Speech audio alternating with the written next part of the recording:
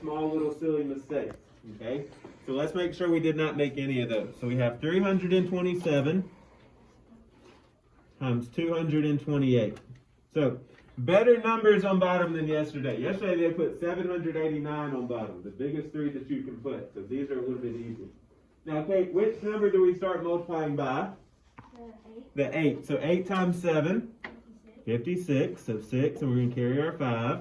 Then, Kate, 8 times 2, 16. and 16 plus 5, 21. So 1 and carry a 2. And then, Kate, 8 times 3, 24. plus 2 more 26. is 26. I want you to check your first line and make sure it says 2,616. If it doesn't, we made a mistake that we need to fix.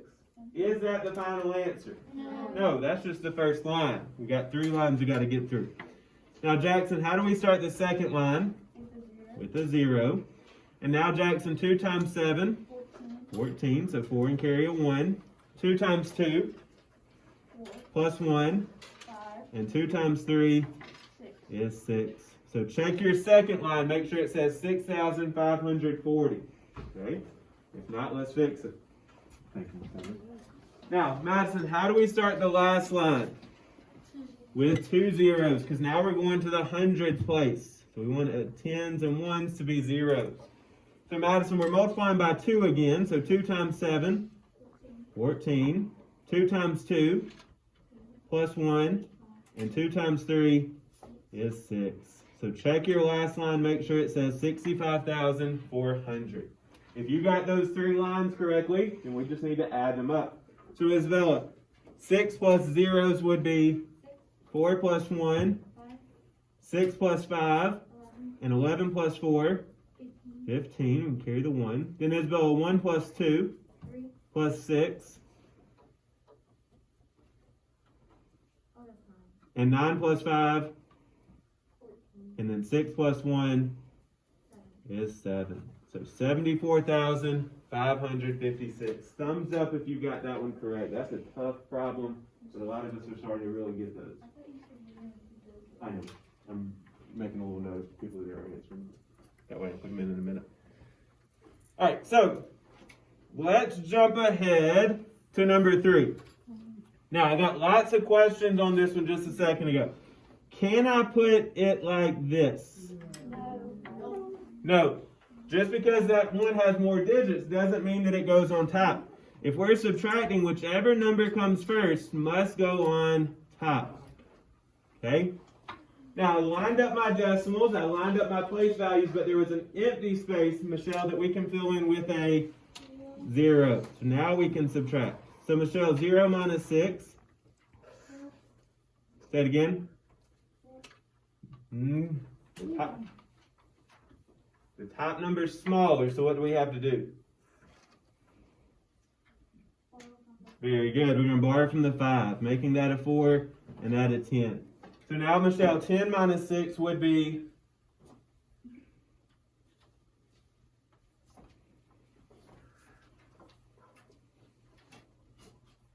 4. Very good.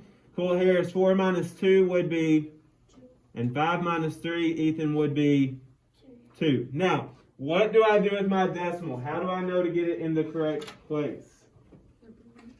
Just by bringing it straight down. Remember, if you're adding or subtracting, it just comes straight down into the answer. Very good. All right, let's jump to number 4. We did 2 of them. Now we need to check the rest. So, Marlene, what number did you fill in the blank with? Which one? The second one.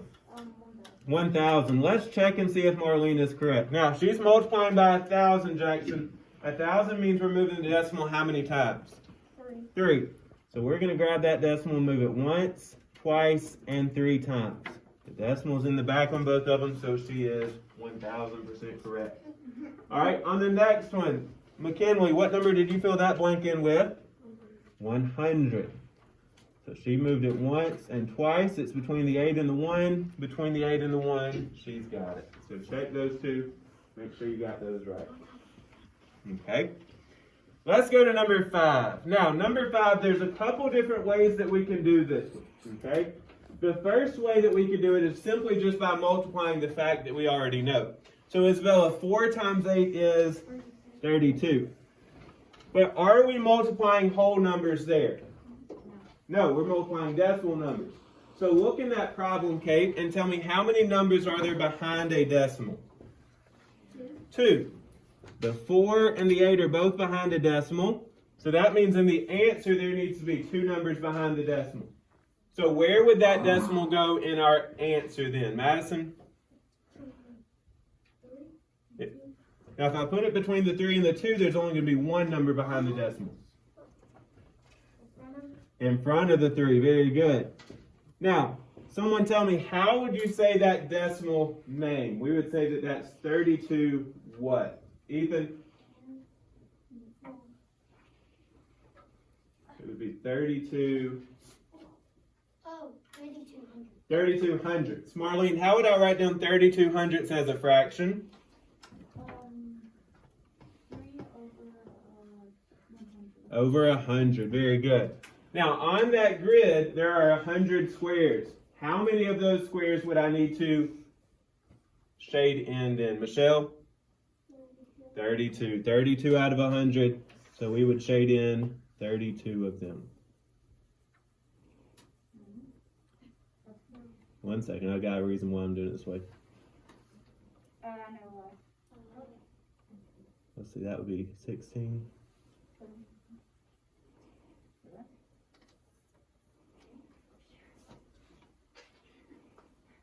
All right, so another way that we can solve that problem. Somebody tell me, 4/10 is what as a fraction? 4/10. How would I write that as a fraction? Jackson? Wait, 4/10? 4/10. 4 over 10? 4 over 10. So do you see how that on this line right here, that is 4 out of 10. Does that make sense? Okay. 8/10, Ethan, would be what as a fraction? 8 over 10. So do you see how that is 8 out of 10 on that line? Okay. So then it's just like a multiplication array to where it's 32. Okay, because it was 4 by 8, and you color everything in to make the rectangle, and it was 32. You do not have to do it that way. That's just another option that you have. Okay. All right, number 6. There's 5.21 inches of snow that fell on Wednesday and 3.6 inches of snow that fell on Thursday. How much snow fell over the 2 days? So Corey, if I'm trying to figure out how much snow fell over both days, what would we do? Add. So we're going to take 5.21 and 3.6. Now Corey, there's an empty space underneath that 1 that we can fill with a 0. So Corey, 1 plus 0, 2 plus 6, 5 plus 3 is 8. Our decimal comes straight down just like Tyron told us.